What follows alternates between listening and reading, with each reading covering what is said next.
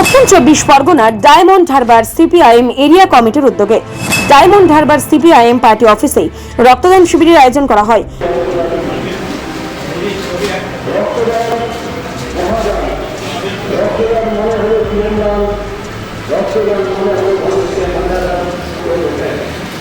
একশো 13তম রাজ্যের প্রাক্তন মন্ত্রী জ্যোতি বসুর জন্ম শত বছর স্মরণ ও রক্তদান শিবিরের আয়োজন করা হয়।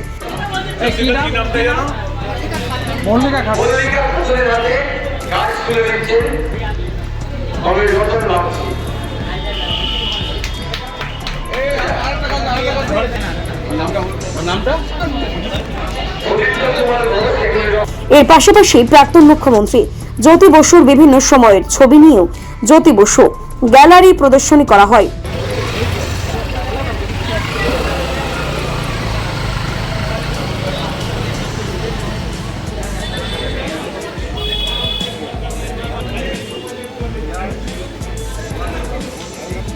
ডায়মন্ড হারবার হাসপাতালে মুমূর্ষ রোগীদের কথা মাথায় রেখে তাদের পাশে থাকার অঙ্গীকার নিয়ে সিপিআইএম এর পক্ষ থেকে রক্তদান শিবির করা হয় বলেও এমনটাই জানিয়েছেন ডায়মন্ড হারবার সিপিআইএম এরিয়া কমিটির সম্পাদক দেবাশিস ঘোষ।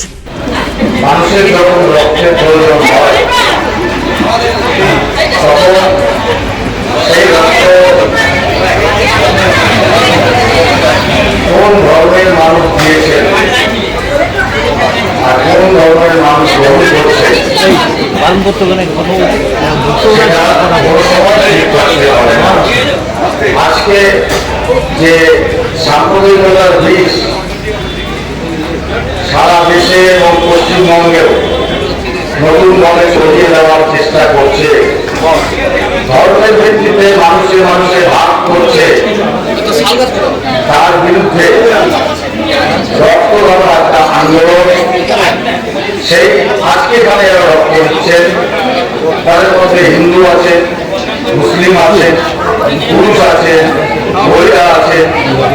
এবার এই রক্ত যার শরীরে যাবে সেটা হিন্দু হতে পারে, মুসলিম হতে পারে, তাই তার শরীরে এই রক্ত গেল সেটা ধর্মের ভিত্তিতে হয় না। উপস্থিত ছিলেন প্রাক্তন বিধায়ক ঋষি হালদার, সিপিআইএম এর নেতৃত্ব সহ বিশিষ্ট ব্যক্তিবর্গ।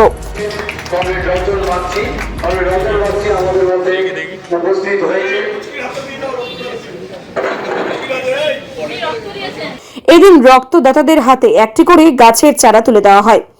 আগামী দিনের পৃথিবীর ভারসাম্য রক্ষা করার মহান প্রয়াস।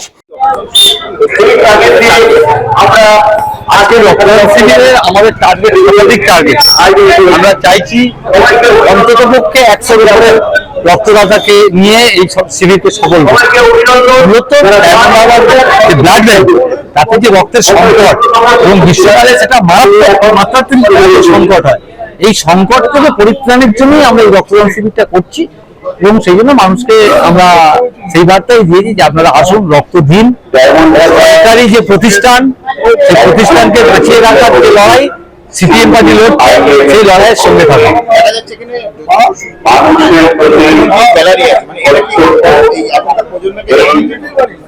কমরেড জ্যোতি বসু হচ্ছেন জননেতা। কমরেড জ্যোতি বসু কেন? আত্ম মানুষের জন্যই তো লড়াইটা। আজকের পাশে সিপিএম পার্টির লাল ঝান্ডা তার নেতা জ্যোতি বসুরা বারবার দাঁড়িয়েছে, এখনো দাঁড়াচ্ছে।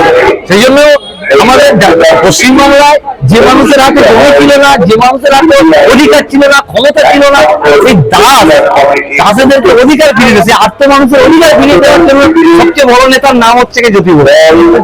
জন্মদিন কিন্তু আমরা আত্ম মুহূর্ত রোগীদের বাঁচানোর জন্য যে রক্তদান শিবির, সব মিলিয়ে এদিন শতাধিক বেশি মানুষ রক্তদান করেন। Bureau report, news Bangla.